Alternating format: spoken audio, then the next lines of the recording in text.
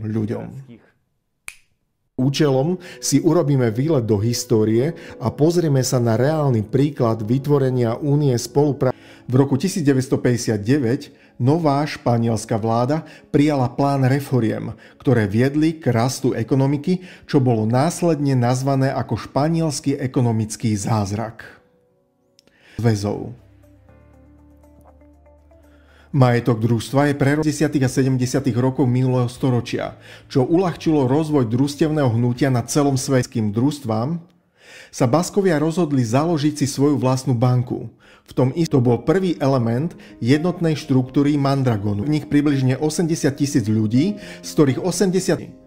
Mandragon je absolútne oficiálna štruktúra, ktorá chráni Baskov po celom svete. Jediný nápis v španielčine. Ústavou, ako aj poisťovacie a finančne nezávislý baskický štát, keď v plnej miere plní všetky funkcie štátu.